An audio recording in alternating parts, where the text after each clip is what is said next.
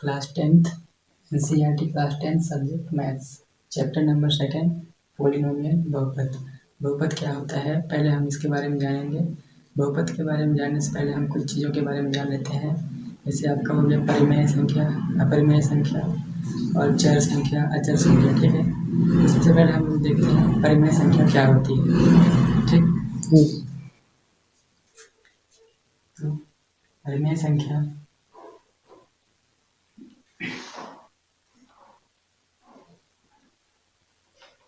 परिमेय संख्या जिसे हम P/Q के रूप में लिखते हैं उसे परिमेय संख्या कहते हैं। जिसे हम P/Q के रूप में लिख सकते हैं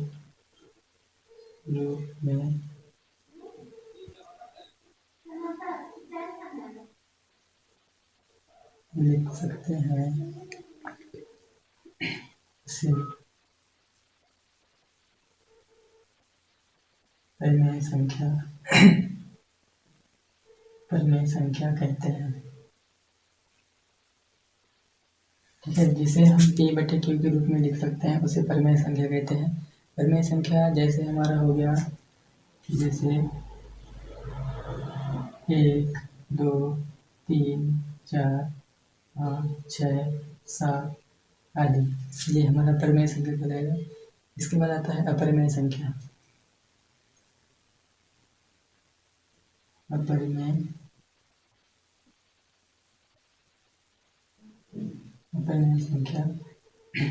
संख्या जिसे हम P/Q के रूप में नहीं लिख सकते हैं उसे हम अपरिमेय संख्या कहते हैं।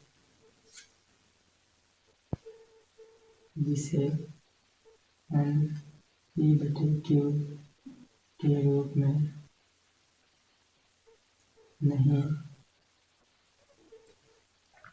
नहीं लिख सकते हैं उसे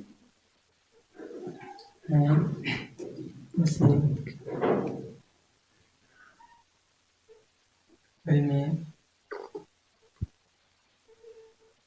संख्या कहते हैं। जैसे √2 √3 √4 √5 आदि ये अपरिमेय संख्या है।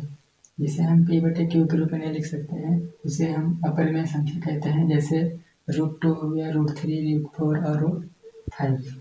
ठीक है, परिमेय और ये अपरिमेय। अब हम जानते हैं चर क्या होता है और अचर क्या होता है। तो पहले देखते हैं चर संख्या।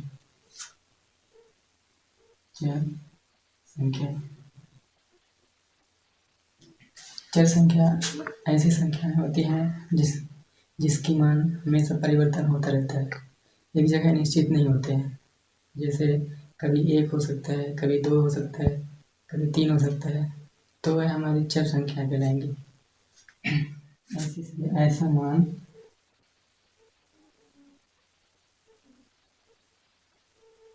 जो परिवर्तन होता रहता है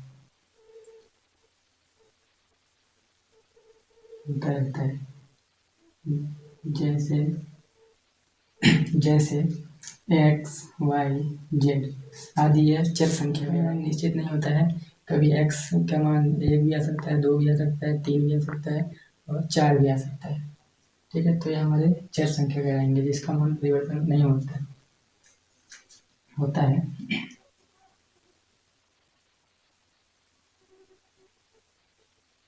चर संख्या ऐसा मान जो परिवर्तन होता रहता है। ऐसा मान जो परिवर्तन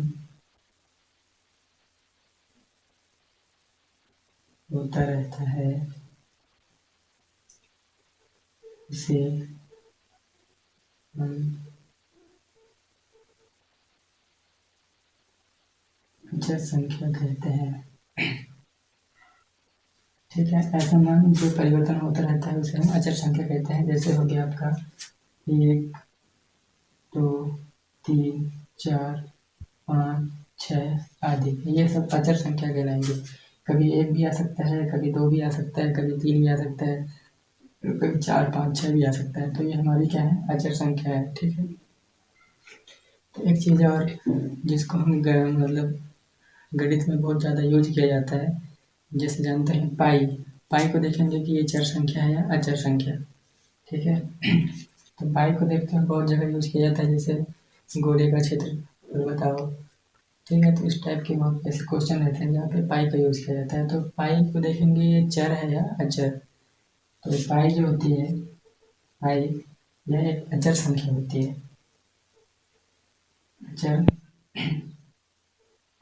संख्या क्यों होता है अचर संख्या? क्योंकि पाई का मान जो है हमेशा एक ही रहता है, 22/7। इसका मान में कोई चेंज नहीं होता, इसलिए अचर संख्या में आता है। ठीक है। इसकी स्क्रीनशॉट ले लेना, ये तो फिर वीडियो पॉज करके लिख लेना। इसको मैं रब कर दे रहा हूँ।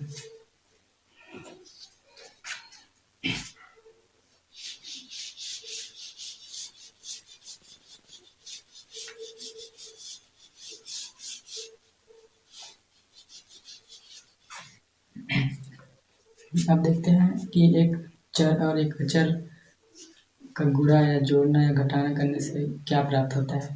तो जैसे हमारे पास एक अचर है 2 और एक चर संख्या है x, इन दोनों को गुणा करने पर ये हो जाएगा 2x। तो अचर और चर का जब भी गुणा होगा तो जो भी आएगा वो हमेशा चर के पद में आएगा, चर में आएगा। किस में आएगा? चर में। तो जो भी यहाँ पे आएगा इसको हम लोग बोलते हैं बीजीय व्यंजक। बीजीय व्यंजक, इसी बीजीय व्यंजक को कहते हैं पद। ठीक है। उसी प्रकार जैसे आपको हो गया x इंटू एक्स, ये हो जाएगा x²। अब ध्यान दो, ये x² क्यों होता है? क्योंकि इसका जो घात है वो यहाँ कुछ नहीं रहता है, मतलब एक रहता है। जैसे यहाँ पे कुछ नहीं दिखाई दे रहा है एक ना, तो यहाँ पर एक है और यहाँ भी एक है। इन दोनों का जब बेस बराबर होता है तो घातें जुड़ जाती हैं, इसलिए इन दोनों का बेस ये x हो गया और घात जुड़ गया, क्या हो गया? 2। ये भी एक कौन सा पद है? ये हो जाएगा बीजीय व्यंजक।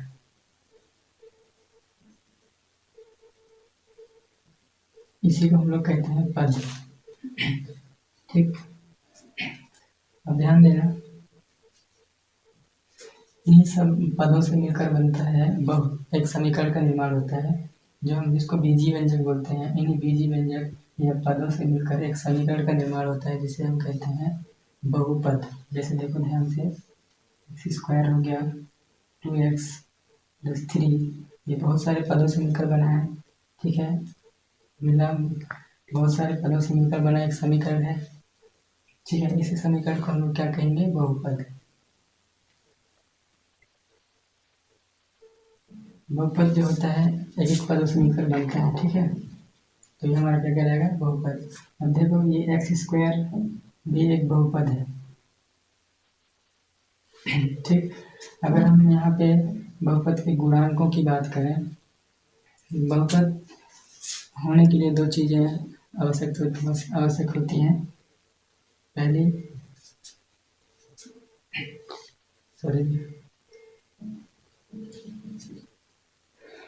ध्यान देना, बहुपद जब कहलाएगा जब कोई भी चर संख्या हो, कोई भी चर हो, उसकी घात हमेशा धनात्मक में होना चाहिए।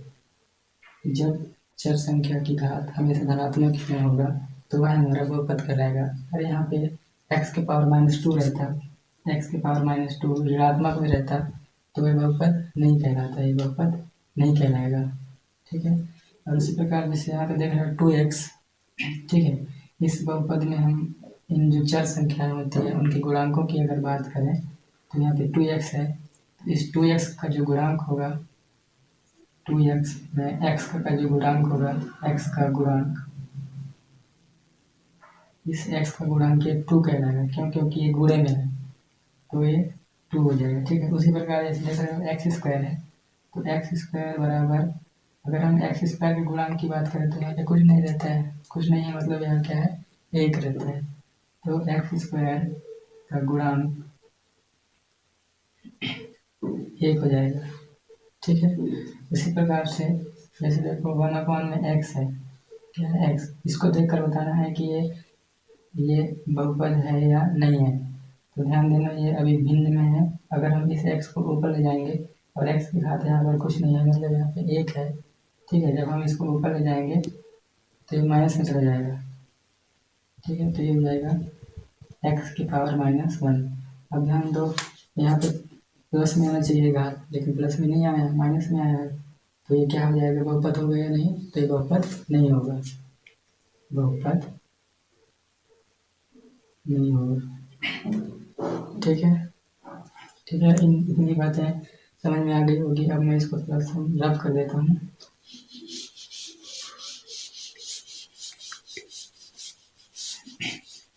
और चीज़ देखो, जैसे दिया है हमारा √3 × x²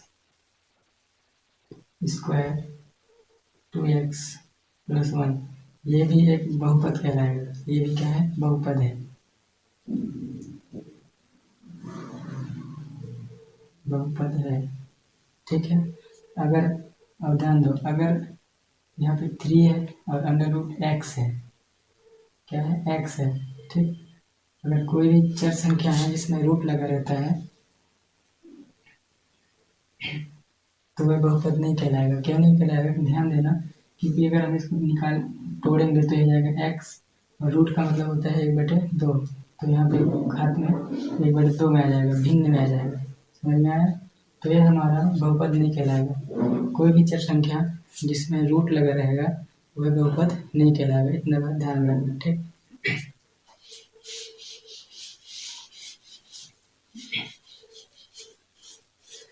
ठीक है, अब देखो बहुपदों के कुछ प्रकार भी होते हैं। जैसे बहुपदों के प्रकार कहते हैं, जो बीजी व्यंजक मतलब छोटे छोटे पदों से मिलकर जो बनता है उसे हम बहुपद कहते हैं। और छोटे छोटे पद एक चर और एक अचर में रहते हैं, ठीक है। तो बहुपद के प्रकार,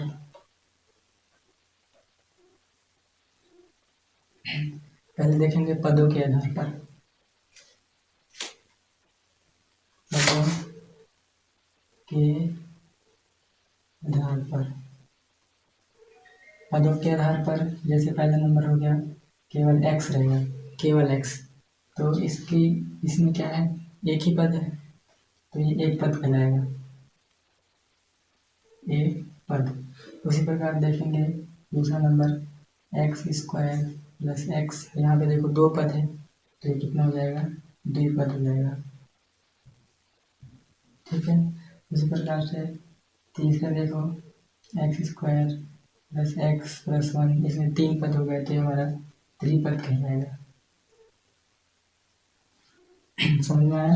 तो बहुपद जो पदों के आधार पर ये होते हैं। अगर एक ही पद है तो एक पद, 2 पद है तो द्विपद, त्रिपद है तो 3 पद है तो त्रिपद। और यहाँ पे बहुपद लगा लेना, ठीक है, द्विपद त्रिपद। इसको मिटा दे रहा हूँ। अब सेकंड देखते हैं घातों के आधार पर। दूसरा नंबर है घातों के आधार पर। घातों के आधार पर पहला नंबर हो गया, जैसे x है, क्या है, x + 1, x है, तो हम इसको कौन सा पद बोलेंगे, इसके घात में कुछ नहीं है, मतलब यहाँ पर 1 है, ठीक है। कुछ नहीं है मतलब क्या रहता है, 1। तो जिस बहुपद में घातों की संख्या 1 रहेगी उसे हम रैखिक बहुपद कहते हैं, रैखिक बहुपद, ठीक है। अब सोचते होंगे कि यहाँ पे केवल x है, चर ही चर है, अचर नहीं है, तो यहाँ अचर भी रहता है। जैसे एक कुछ नहीं है, मतलब यहाँ पे एक कौन सी राशि होती है, अचर राशि होती है, ठीक है। तो अचर और चर से मिलकर बनता है क्या है, चर संख्या, जिसे हम बहुपद कहते हैं। और इसकी घात कितनी है, 1 है, तो ये कौन सा पद कहलाएगा, रैखिक बहुपद। सेकेंड नंबर जैसे x² + x + 1 हो गया, इसको हम देखेंगे कि इसकी सबसे बड़ी घात क्या है, 2 है, क्या है, 2। तो ये द्विघाती बहुपद कहलाएगा, द्विघाती बहुपद। ठीक है, उसी प्रकार से तीसरा नंबर हो गया, जैसे एक्स क्यूब है plus x square plus x. ठीक है, इसमें ध्यान दो, इसमें कितने पद, कितनी घातों की संख्या कितनी है, 3 है। सबसे बड़ी वाली घात क्या है, 3। तो ये कौन सा पद कहलाएगा, त्रिघाती बहुपद। ठीक है, इसको कहेंगे त्रिघाती बहुपद। ठीक है, तो ये होते हैं बहुपद के प्रकार, 2 प्रकार से होते हैं, एक घातों के आधार पर और दूसरा, पहले पदों के आधार पर था, दूसरा घातों के आधार पर। ठीक है, तो बहुपद जान गए होंगे कि बहुपद क्या होता है, कैसे होता है, किस चीज़ से मिलकर बना होता है। ठीक, तो जो बहुपद की जो परिभाषा आती है उसे छोटे छोटे पदों से मिलकर जो बहुत सारे पद होते हैं उसे बहुपद कहते हैं। ठीक, जो पद जो होते हैं वे एक चर और एक अचर संख्या से मिलकर बना होता है। ठीक है, इतनी बात आज के लिए इतना ही। समझ में आ गया होगा, इसको दोबारा रिपीट कर के आप देख सकते हो।